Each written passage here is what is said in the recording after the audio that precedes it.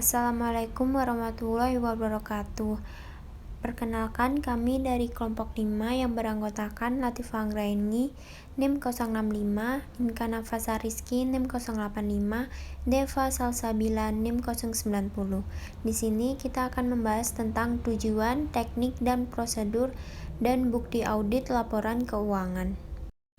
Tujuan audit bagi laporan keuangan yaitu untuk mendapatkan nilai kewajaran atau kelayakan penyajian suatu laporan keuangan yang telah dibuat oleh suatu perusahaan. Dalam kewajaran dan kelayakan ini juga terdapat dalam prinsip akuntansi yang dapat tercerminkan pada opini audit. Teknik dan prosedur audit. Teknik audit adalah cara yang dipergunakan oleh auditor untuk memperoleh bukti. Berikut adalah teknik yang umum digunakan oleh auditor. Pertama, teknik audit yang dapat digunakan untuk pengujian fisik yaitu observasi atau pengamatan. Adalah peninjauan dan pengamatan atas suatu objek secara hati-hati, ilmiah, dan berkesinambungan selama kurun waktu tertentu untuk membuktikan suatu keadaan atau masalah. Selanjutnya, inventarisasi adalah pemeriksaan fisik dengan menghitung fisik barang, menilai kondisinya, dan membandingkan dengan saldo menurut buku. Selanjutnya, inspeksi adalah meneliti secara langsung ke tempat kejadian. Yang kedua, teknik audit untuk bukti dokumen. Yang pertama, verifikasi adalah pengujian secara rinci dan teliti tentang kebenaran ketelitian perhitungan, pembukuan, kepemilikan, dan eksistensi suatu dokumen. Yang kedua, cek, yaitu menguji kebenaran atau keberadaan sesuatu dengan teliti. Yang ketiga, uji, yaitu penelitian secara mendalam terhadap hal-hal secara esensial atau penting. Yang keempat, footing, adalah menguji kebenaran penjumlahan subtotal dan total dari atas ke bawah.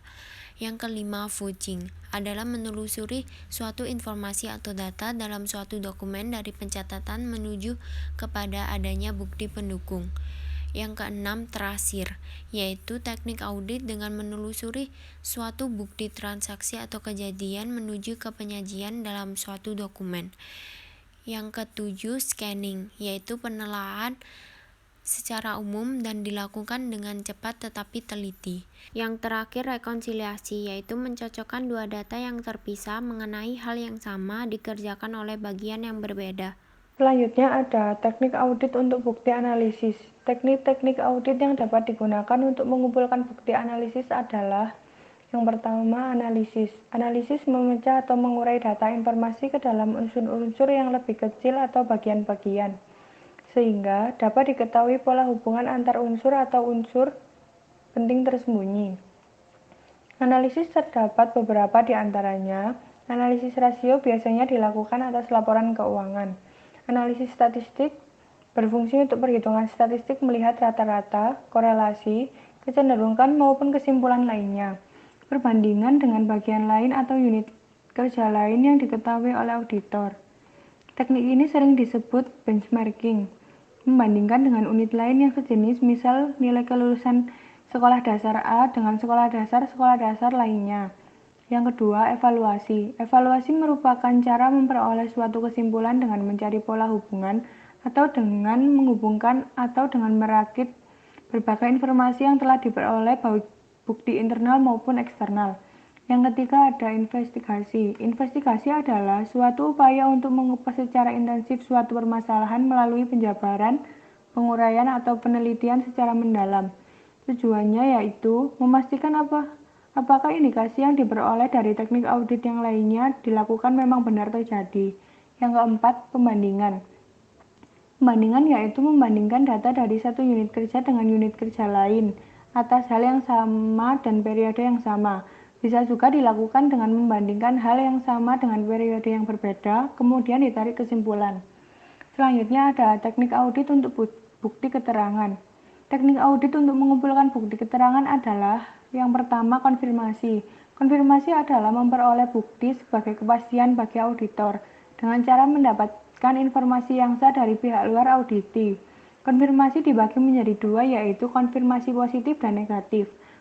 Konfirmasi positif yaitu konfirmasi yang harus dijawab secara tertulis oleh pihak luar, dan konfirmasi negatif merupakan konfirmasi yang meminta jawaban tertulis bila ada data yang dikonfirmasi berbeda. Yang kedua, ada permintaan informasi. Permintaan informasi yang dilakukan dengan tujuan menggali informasi tertentu berbagai pihak yang berkompeten. Hal-hal yang perlu diperhatikan yaitu sumber informasi. Selanjutnya ada prosedur audit. Prosedur audit adalah langkah-langkah yang dilakukan oleh auditor untuk mendapatkan semua informasi mengenai kualitas keuangan yang disediakan oleh perusahaan, yang memungkinkan mereka untuk membentuk opini audit atas laporan keuangan apakah mereka mencerminkan pandangan yang benar dan adil dari posisi keuangan organisasi. Selanjutnya ada metode prosedur audit. Yang pertama, penyelidikan. Penyelidikan adalah proses meminta klien untuk menjelaskan tentang proses atau transaksi yang terkait dengan laporan keuangan.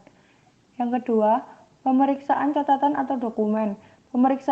Pemeriksaan catatan atau dokumen adalah proses pengumpulan bukti dengan memeriksa catatan atau dokumen. Yang ketiga, perhitungan ulang. Perhitungan ulang adalah proses menghitung kembali pekerjaan yang telah dilakukan klien untuk melihat apakah ada hasil yang berbeda antara pekerjaan auditor dan pekerjaan klien. Yang keempat, prosedur analitik. Prosedur analitik adalah proses mengevaluasi informasi keuangan melalui analisis tren, rasio, atau hubungan antara data termasuk data keuangan dan non-keuangan. Yang kelima, tes penilaian. Menghitung aset berwujud dapat memberi auditor bukti nilai. Auditor dapat mengonfirmasi jumlah peralatan atau produk tertentu untuk menentukan bahwa nilainya sesuai dengan pernyataan perusahaan. Selanjutnya, bukti audit. A. Pengertian prosedur dan teknik audit. Prosedur audit merupakan langkah yang harus ditempuh auditor saat melakukan kegiatan audit. Dan dalam prosedur audit yang dilakukan terdapat cara yang digunakan auditor untuk memperoleh bukti audit yang disebut teknik audit. Kemudian yang B, pengertian bukti audit. Bukti audit adalah semua media informasi yang digunakan oleh auditor untuk mendukung argumentasi, pendapat, atau simpulan dan rekomendasinya dalam meyakinkan tingkat kesesuaian antara kondisi dengan kriterianya. Syarat-syarat bukti audit yang andal dan ada 4 syarat, yaitu disebut reko cuma masing-masing sebagai berikut. Yang pertama, relevan. Relevan merupakan bukti yang secara logis mempunyai hubungan dengan permasalahan. Relevansi bukti dapat dilihat dari setiap informasi, sekecil apapun harus relevan dengan permasalahannya. Yang kedua, kompeten. Kompeten atau tidaknya suatu bukti dipengaruhi oleh sumber bukti, cara mendapat bukti, dan kelengkapan persyaratan yuridis bukti tersebut. Persyaratan yuridis merupakan bukti yang otentik atau ditandai dengan adanya tanda tangan, distempel, ada tanggal, ada tanda persetujuan, dan lain-lain. Lebih kompeten dari bukti yang tidak memenuhi syarat hukum. Yang ketiga, cukup. Bukti yang cukup berkaitan dengan jumlah dan nilai keseluruhan bukti, berarti dapat mewakili atau menggambarkan keseluruhan kondisi yang dipermasalahkannya. Yang keempat, material. Bukti material adalah bukti yang mempunyai nilai yang cukup, berarti dan penting bagi pencapaian tujuan organisasi. Materialitas dapat dilihat antara lain besarnya nilai uang, pengaruh terhadap kegiatan, hal yang menyangkut tujuan audit, pentingnya menurut peraturan perundangan, keinginan penggunaan laporan kegiatan yang pada saat audit dilakukan sedang jadi perhatian umum. C. Hubungan bukti audit, materialitas, dan resiko. Audit pada dasarnya adalah pengujian sistematis dan objektif. Oleh karena itu, audit mengumpulkan dan mengevaluasi bukti-bukti.